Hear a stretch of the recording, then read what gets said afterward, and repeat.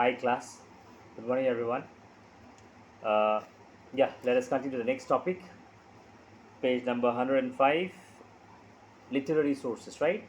So we were basically going through this, what do you call, the different sources of history, which has got two classification mainly, that is the archaeological and the literary. Under archaeological there are various objects like, what do you call, inscription, monuments, coins. These are various sources of archaeological sources of history. And also under literary we have this, what do you call, the literary sources such as religious, secular texts, indigenous and foreign sources. And also we have this, what do you call, literary sources with unknown script. All right, let us start with this.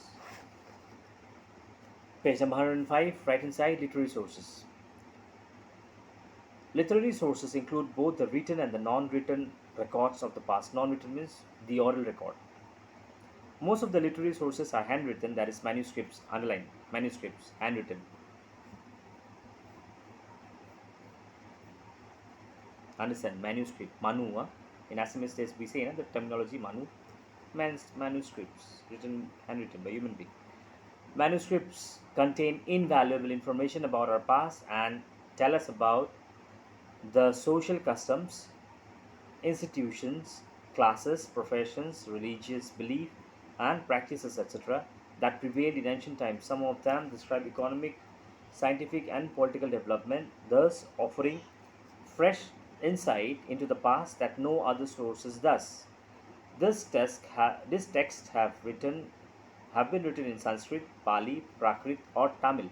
Underline the languages which is used for this, what do you call, manuscripts, right? Sanskrit, Pali, Prakrit, or Tamil. They are now preserved mostly in monasteries or libraries. Literary sources can again be of different types. All right, before I go to the types, let us have a small understanding about this in detail. So yes, first of all, literary sources can be both written or non-written, which is called oral. Okay, first point. Second point, most of the literary sources that we have, especially for to know about our past, are handwritten, and since it is handwritten, that is called manuscript. Now, this contain informations about our past, which tells us about the society, the rituals, the customs that they had during those days, the professions, the beliefs, the practices that went on. All right, and in fact, it also, some of the manuscripts also describes about the economical conditions, economical finance, the economical condition, the scientific, the political, the way the society was run. It was managed by the government, that is called the political system. Okay, and so like we can, with the help of all those things, we can get a kind of a fresh view about the past that no other sources helps us to get such a detailed information. Next point that we get to know from this para is that the manuscripts were mainly written in Sanskrit, Pali, Prakrit, or Tamil. Okay, four languages. And today, if you want to get hold of those manuscripts, you will have to step down to some of the monasteries or libraries. Now, thus literary sources can be of different types. The first one, that's religious and secular sources. What do you mean by that? Let's see. Literary texts on religious subjects are called religious literature. Underline that. That means texts which are written on religious subject, on religious matter. Okay, no matter whatever religion it is, that is not mandatory. What matters is that in what context it is written. If it is written in terms of like religious, then that's a religious literature. Some of the religious literature examples are mentioned in the book. That's the Vedas, the Ramayana, the Mahabharata, the Gita, the Puranas, and Zataka tales. Tales means basically stories. Okay, they are the important sources of ancient Indian history. So if somebody wants to know about ancient India, go through this, right? Before you go through this, go through your main book. Hmm? So studious student you are, right? All right, underline that.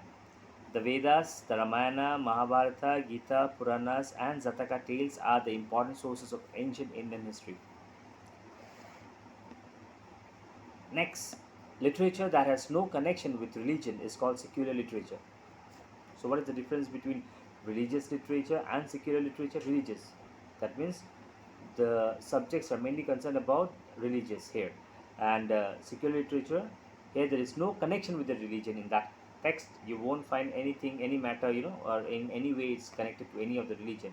And such as example, poetry, drama, plays, travelogues, or accounts of foreign travelers, text on science, grammar, politics. Now, these are some of the things where religion does not come in between. Okay, when we read poems or dramas, or if you read this, what you call science, this invention, discoveries, or at times grammar, you won't find any kind of religion in between it. And some of the examples are the Arthasastra of Kautilya on the theory of administration, Vishakadatta's, what is that? Mundaraksha, the literary masterpiece of Kalidasa, Banabhatta's Harshacharitra, etc., as examples of some secular literary texts of ancient India. Unlike the names are quite unique, ancient names, memorize it, especially the spellings. The examination would be written, not oral, okay? Alright, so through these pieces of literature, we get glimpses into our rich and glorious past, which means this line says that with the help of this text, with the help of this books, this literature, we can get to know about, about the various, what do you call, richness that our Indian society had in the past, olden days, okay? In fact, yeah, I remember something, this is history, right? Yeah, this when Britishers they ruled us, this most of this text where all the real invention discoveries of our Indian people was mentioned out there. What did the Britishers do is that they manipulated all this so that we people should not come to know about the good deeds of our what do you call forefathers, okay, of our leaders, and so that they can prove us, the Britishers, that we are not worthy of anything, so that they can suppress us, and they can continue to rule like the way they did. But ultimately they failed. They couldn't rule us for a longer period, although they ruled us for 200 years. But one thing, my dear children, truth and sun cannot be hidden for a longer period.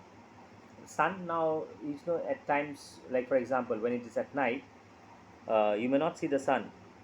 At times the night, what do you call, in summer season, yeah, summer season the night it's short, and in winter it's longer, right? But whether it's short or long does not matter, sun will come out. Same goes with history. See, it's written here. What is it? The literature, this the secular literature, which gives us a glimpse. Underline that. What does it do? The last sentence, we get glimpse into our rich and glorious past. Rich and glorious past, okay? How do we get to know? With the help of this ancient text. You can say that these are ancient old texts. These are not something which is written in during modern days. Arthasastra, or you can say this, what do you call, Vishakadatta's Mudra Rakshaha, or Banadatta's this Harshacharita. These are not written recently in these days. Quite long years ago. Next we have the indigenous and foreign sources. But before that, there is something for our knowledge. Let me read about that. Kalhan's, what is that? Raja Tarangini, which means the river of kings, composed several centuries later, was a fact based account of the kings of Kashmir from the earliest times, written in Sanskrit. The book is the first historical text by an Indian. For your knowledge, please mark it. This is how you grow your knowledge. Learn new things, okay? It's interesting. That's why history is interesting. Now something, see, you got to know something which you were not aware of. I'll read. Kalhan's Raja Taringini, which means the river of kings. It composed several centuries later, was a fact, was a fact based account of the kings of Kashmir. This was basically written about the kings of Kashmir from the earliest times, from the beginning. Okay, the Kashmir was under various kings, all those things. If you want to know about Kashmir, if you want to know the kings of Kashmir, read this. Kalan's Raja, what do you call? Raja Taringini. Okay, read this, you'll come to know. And it was written in Sanskrit language. In fact, this is also the first historical text by an Indian. By an Indian. All right. Next, we have this indigenous and foreign sources, and a small introduction. Not small, you would say a small, yeah, brief paragraph, short paragraph of literary sources with unknown script. So this two topic I shall take in the next class. Okay, and yeah, by next class we will wind up the chapter. All right. So I'll pack up here today. Please go through this topic, that is literary sources, and under literary sources we have discussed today basically the religious and the secular text, the secular literature. Okay, enough for the day, children. Stay at home, don't loiter around, make use of the time judiciously, so that later on, you don't have to repent it. Clear? Study well, god bless you.